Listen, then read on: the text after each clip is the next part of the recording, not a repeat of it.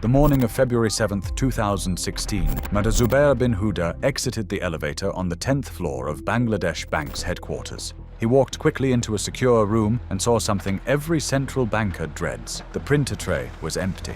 This was no ordinary office printer. It was the automated logger that printed swift transaction reports in real time. For 2 days, staff had chased a phantom printing problem. They had thought it was a technical glitch. On that Sunday morning, the empty tray would become the first clue that a much larger disaster had been set in motion.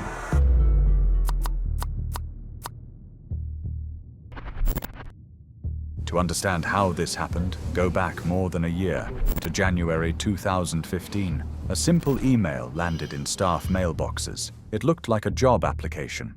It carried a zip file. Curious employees opened the attachment and unleashed a custom piece of malware. The code did not crash machines or shout its presence. It moved like a ghost. It built encrypted tunnels, mapped the bank's internal network, and created secret backdoors.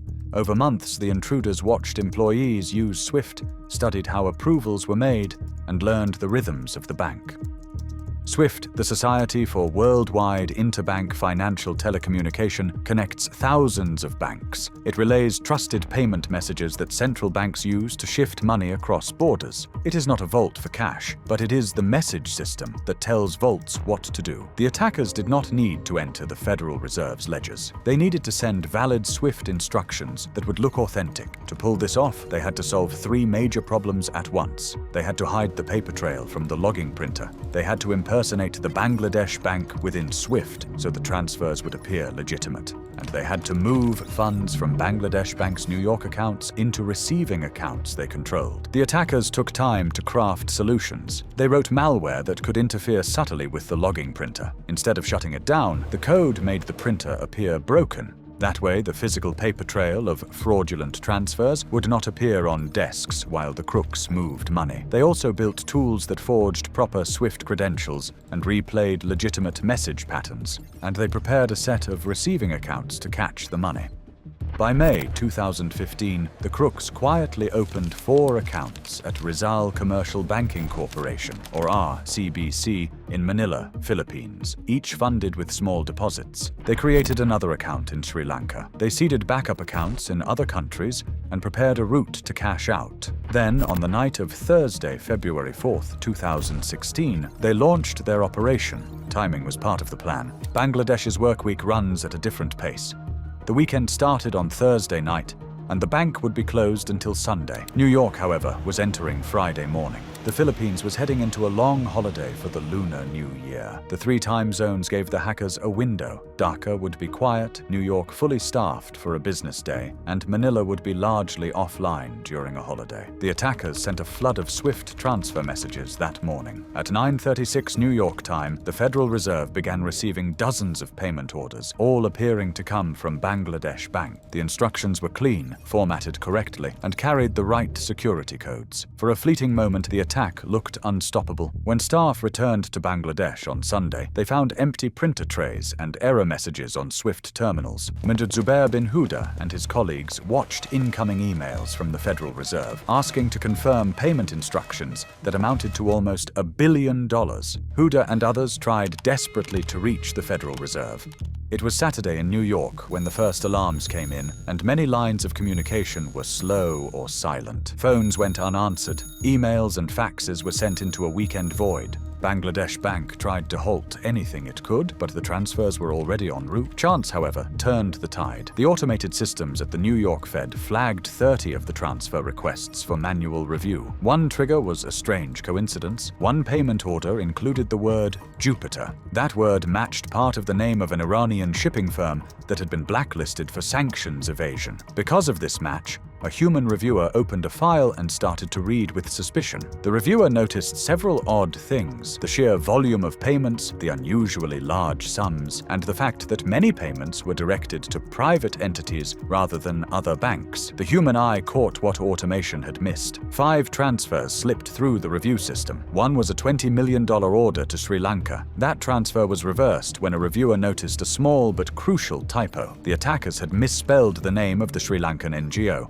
writing an incorrect version of Shalika Foundation. That tiny error stopped the $20 million transfer in its tracks. The rest, however, were not reversed quickly enough. 4 transfers, totaling about $81 million landed in the RCBC accounts in the Philippines. The movement happened as RCBC and many local banks were closed for the holiday. When officials tried to intervene, the money had already been distributed. The crooks then set about laundering what they had taken. Investigators later found that around $30 million went to a single intermediary, a payment tied to a Chinese national who vanished. The remaining roughly $51 million was cycled through casinos in the Philippines. Investigators found connections to VIP junkets at Soler and Midas, where private gaming rooms and weak anti-money laundering controls at the time made it easier to turn stolen funds into seemingly legitimate proceeds. The attackers transferred stolen funds into casino accounts, gambled for a while to mask the origin, then cashed out and left with most of the money appearing clean. Their last known destination was Macau, a special administrative region known for large flows of casino money and for obscuring paper trails. Forensic work on the malware and the attack tools revealed fingerprints that matched other high-profile incidents. Security experts compared code, command servers, and operational methods to attacks on Sony Pictures and on South Korean banks. The resemblances were strong. Multiple national agencies, private security firms, and independent researchers traced the operations to the Lazarus Group, a North Korea-linked hacking collective believed to be tied to the Reconnaissance General Bureau. Analysts had seen similar command patterns, staging techniques, and laundering methods in other Lazarus campaigns. Why would a nation-state steal to launder money? The simplest reason was sanctions. International sanctions sharply limited North Korea's access to foreign currency. Cyber operations offered a covert, scalable way to obtain cash. Researchers estimate that the group behind these campaigns attempted to steal roughly $1.2 billion from banks in several operations, but successfully moved about $122 million overall. The Bangladesh bank heist stands out as one of their boldest and most successful. The incident exposed weaknesses beyond one bank. It showed how human processes, legacy systems, and physical logs like printers could be manipulated to hide fraud. It forced banks around the world to rethink how they monitor SWIFT traffic and how they secure endpoints that touch critical financial systems. Bangladesh Bank tightened its defenses. SWIFT updated guidance and screening rules. Correspondent banks increased scrutiny of unusual flows. RCBC faced regulatory action, and authorities in multiple countries expanded investigations. The central bank governor at the time, Atiur Rahman, faced intense scrutiny as investigators traced the intrusion. The total of attempted transfers approached $1 billion.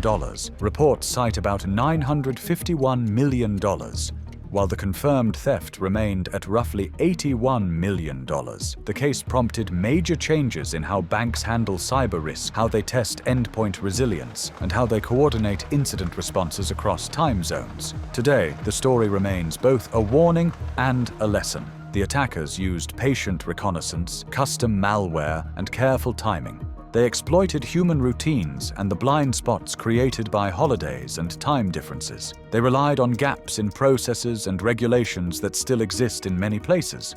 Most of the money was never recovered. Some suspects were arrested in the Philippines. Investigations and civil suits followed, but the bulk of the funds vanished into private hands and casino accounts, and the trail ran cold.